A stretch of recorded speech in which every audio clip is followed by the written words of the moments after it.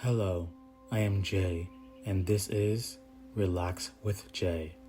I create calming videos that allow you to relax and or drift off to sleep. If you enjoy my videos and find them helpful, please hit the like button, subscribe, and click on the notification bell. I hope you enjoy this video and may it bring you restful sleep.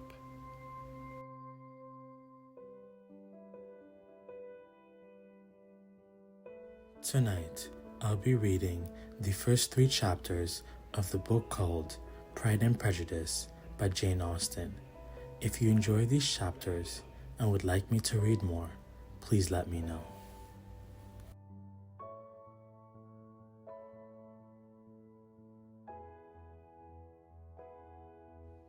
Chapter 1. It is a truth universally acknowledged that a single man in possession of a good fortune must be in want of a wife. However, little known the feelings or views of such a man may be on his first entering a neighborhood. This truth is so well fixed in the minds of the surrounding families that he is considered as the rightful property of someone or other of their daughters. "My dear Mr. Bennet," said his lady to him one day, "have you heard that Netherfield Park is let at last?" Mr. Bennet replied that he had not. "But it is," returned she, "for Miss Long has just been here, and she told me all about it."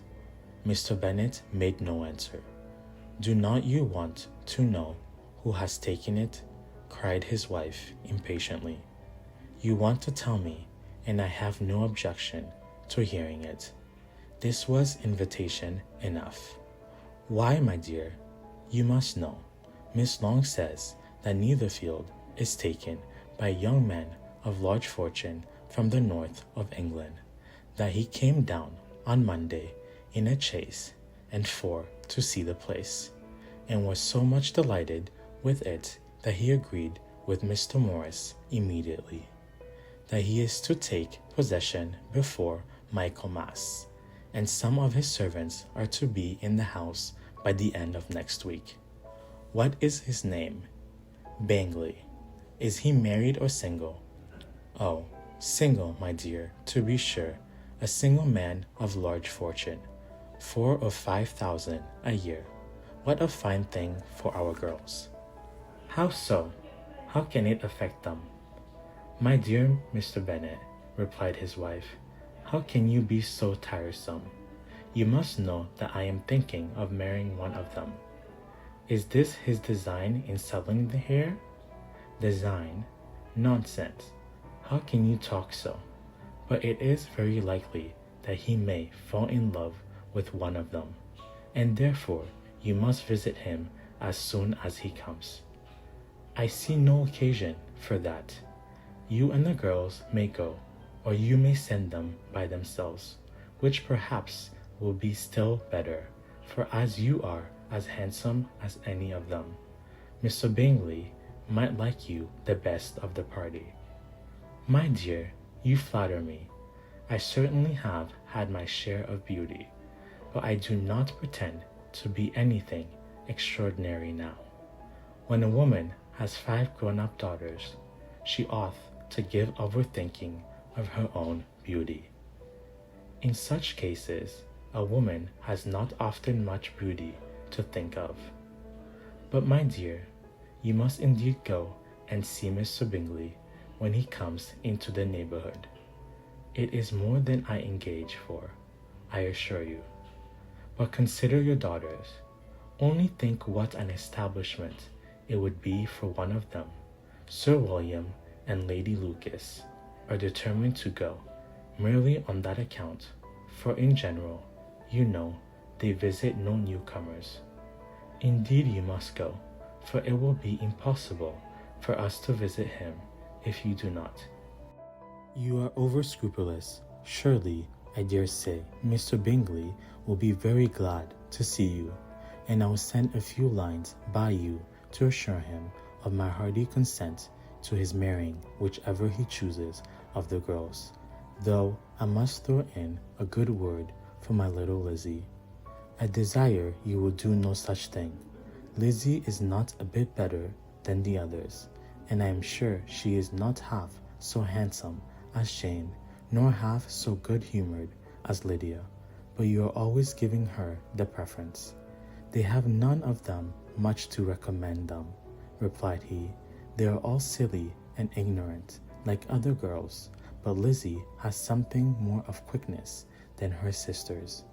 Mr. Bennet, how can you abuse your own children in such a way? You take delight in vexing me. You have no compassion on my poor nerves. You mistake me, my dear. I have a high respect for your nerves. They are my old friends. I have heard you mention them with consideration these 20 years at least. Ah, you do not know what I suffer. But I hope you will get over it and live to see many young men of 4,000 a year coming to the neighborhood. It will be no use to us if 20 such should come, since you will not visit them. Depend upon it, my dear, that when there are 20, I will visit them. Mr. Bennet was so odd a mixture of quick parts, sarcastic humor, reserve, and caprice that the experience of 23 years had been insufficient to make his wife understand his character. Her mind was less difficult to develop. She was a woman of mean understanding, little information, and uncertain temper. When she was discontented, she fancied herself nervous. The business of her life was to get her daughters married. Its solace was visiting and news. Chapter 2. Mr. Bennet was among the earliest of those who waited on Mr. Bingley. He had always intended to visit him, though to the last always assuring his wife that he should not go. Until the evening after the visit was paid, she had no knowledge of it. It was then disclosed in the following manner. Observing his second daughter employed in trimming a hat, he suddenly addressed her with, "I hope Mr. Bingley would like it, Lizzie." "We are not in a way to know what Mr. Bingley likes," said her mother resentfully, "since we are not to visit." "But you forget, Mamma," said Elizabeth, "that we shall meet him at the assemblies, and that Miss Long has promised to introduce him." "I do not believe Miss Long will do any such thing. She has 2 nieces of her own. She is a selfish, hypocritical woman, and I have no opinion of her." "No more have I," said Mr. Bennet, "and am I glad to find that you do not depend on her serving you." Miss Bennet designed not to make any reply, but unable to contain herself, began scolding one of her daughters. "Don't keep coughing so, Kitty, for heaven's sake. Have a little compassion on my nerves. You tear them to pieces." "Kitty has no discretion in her coughs," said her father. "She times them ill." "I do not cough for my own amusement," replied Kitty fretfully. "When is your next ball to be, Lizzie?" "Tomorrow night." "Aye, so it is," cried her mother, "and Miss Long does not come back till the day before, so it will be impossible for her to introduce him, for she will not know him herself." "Then, my dear, you may have the advantage of your friend and introduce Mr. Bingley to her." "Impossible, Mr. Bennet, impossible. When I am not acquainted with him myself, how can you be so teasing? I honor your circumspection. A fortnight's acquaintance is certainly very little. One cannot know what a man really is by the end of a fortnight, but if we do not venture, somebody else will. And after all, Miss Long and her nieces must stand their chance, and therefore, as she will think it an act of kindness if you decline the office, I will take it on myself." The girls stared at their father. Miss Bennet said only, "Nonsense, nonsense." "What can be the meaning of that emphatic exclamation?" cried he. "Do you consider the forms of introduction and the stress that is laid on them as nonsense, I cannot quite agree with you there. What you say, Mary, for you are a young lady of deep reflection, I know, and read great books and make extracts. Mary wished to say something very sensibly, but knew not how. While Mary is adjusting her ideas, he continued, "Let us return to Mr. Bingley." "I am sick of Mr. Bingley," cried his wife.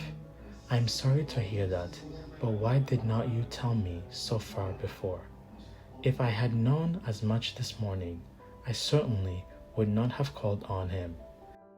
It is very unlucky, but as I have actually paid the visit, we cannot escape the acquaintance now." The astonishment of the ladies was just what he wished, that of Miss Bennet perhaps surpassing the rest, though when the first tumult of joy was over, she began to declare that it was what she had expected all the while. "How good it was in you, my dear Mr. Bennet! But I knew I should persuade you at last. I was sure you loved your girls too well to neglect such acquaintance. Well, how pleased I am, and it is such a good joke, too, that you should have gone this morning and never said a word about it till now." "Now, Kitty, you may cough as much as you choose," said Mr. Bennet, and as he spoke he left the room, fatigued with the raptures of his wife. "What an excellent father you have, girls," said she, when the door was shut. "I do not know how you will ever make him amends for his kindness, or me either. For that matter, at our time of life, it is not so pleasant, I can tell you, to be making new acquaintance every day, but for your sakes we will do anything. Lydia, my love, though you are the youngest, I dare say Mr. Bingley will dance with you at the next ball." "Oh," said Lydia stoutly, "I am not afraid, for though I am the youngest, I am the tallest." The rest of the evening was spent in conjecturing how soon he would return Mr. Bennet's visit, and determining when they should ask him to dinner. Chapter 3. Not all that Miss Bennet, however, with the assistance of her 5 daughters, could ask on the subject was sufficient to draw from her husband any satisfactory description of Mr. Bingley. They attacked him in various ways with barefaced questions, ingenuous suppositions, and distant surmises, but he eluded the skill of them all, and they were at last obliged to accept the second-hand intelligence of their neighbour, Lady Lucas. Her report was highly favourable. Sir William had been delighted with him. He was quite young, wonderfully handsome, extremely agreeable, and, to crown the whole, he meant to be at the next assembly with a large party. Nothing could be more delightful. To be fond of dancing was a certain step towards falling in love, and very lively hopes of Mr. Bingley's heart was entertained. "If I can but see one of my daughters happily settled at Netherfield," said Miss Bennet to her husband, "and all the others equally well married, I shall have nothing to wish for." In a few days Mr. Bingley returned Mr. Bennet's visit, and sat about 10 minutes with him in his library. He had entertained hopes of being admitted to a sight of the young ladies, of whose beauty he had heard much, but he saw only the father. The ladies were somewhat more fortunate, for they had the advantage of ascertaining from an upper window that he wore a blue coat and rode a black horse. An invitation to dinner was soon afterwards dispatched, and already had Miss Bennet planned the courses that were to do credit to her housekeeping. When an answer arrived which deferred it all, Mr. Bingley was obliged to be in town the following day, and consequently unable to accept the honour of their invitation, etc. Miss Bennet was quite discorded. She could not imagine what business he could have in town so soon after his arrival in Hertfordshire. and she began to fear that he might be always flying about from one place to another and never settle at Netherfield, as ought to be. Lady Lucas quieted her fears a little by starting the idea of his being gone to London only to get a large party for the ball, and a report soon followed that Mr. Bingley was to bring 12 ladies and 7 gentlemen with him to the assembly. The girls grieved over such a number of ladies, but were comforted the day before the ball by hearing that instead of 12, he had brought only 6 with him from London, his 5 sisters and a cousin. And when the party entered the assembly room, it consisted of only 5 altogether: Mr. Bingley, his 2 sisters, the husband of the eldest, and another young man. Mr. Bingley was good-looking and gentlemanlike. He had a pleasant countenance and easy, unaffected manners. His sisters were fine women with an air of decided fashion. His brother-in-law, Mr. Hurst, merely looked the gentleman, but his friend, Mr. Darcy, soon drew the attention of the room by his fine, tall person, handsome features, noble mien, and the report which was in general circulation within 5 minutes after his entrance of his having 10,000 a year. The gentlemen pronounced him to be a fine figure of a man.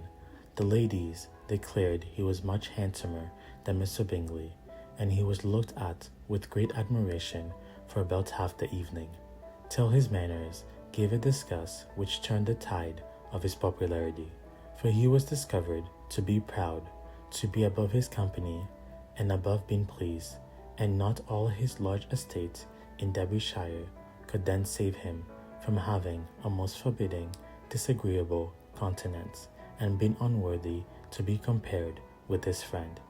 Mr. Bingley had soon made himself acquainted with all the principal people in the room. He was lively and unreserved, danced every dance, was angry that the ball closed so early, and talked of giving one himself at Netherfield. Such amicable qualities must speak for themselves. What a contrast between him and his friend. Mr. Darcy danced only once with Miss Hurst and once with Miss Bingley, declined being introduced to any other lady, and spent the rest of the evening in walking about the room, speaking occasionally to one of his own party. His character was decided. He was the proudest, most disagreeable man in the world, and everybody hoped that he would never come there again. Amongst the most violent against him was Miss Bennet, whose dislike of his general behavior was sharpened into particular resentment by his having slighted one of her daughters. Elizabeth Bennet had been obliged by the scarcity of gentlemen to sit down for 2 dances, and during part of that time Mr. Darcy had been standing near enough for her to overhear a conversation between him and Mr. Bingley, who came from the dance for a few minutes to press his friend to join it.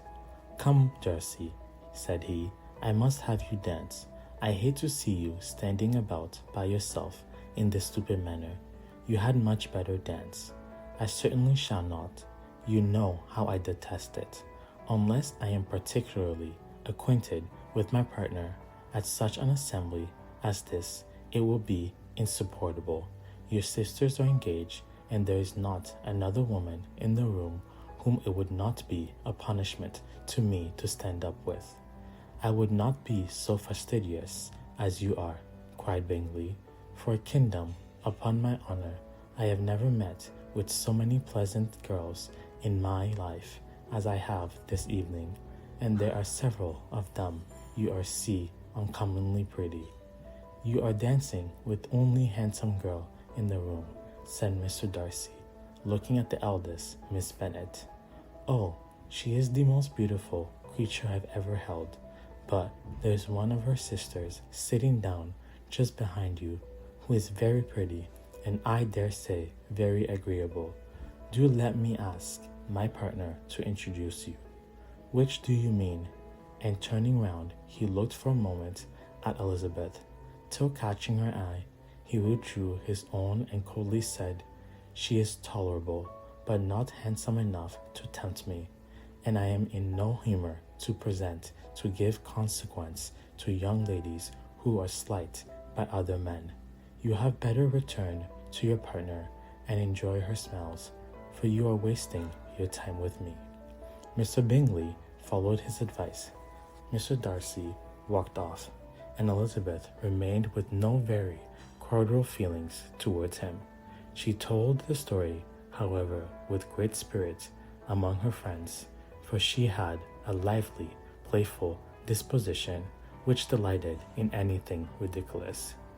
The evening altogether passed off pleasantly to the whole family.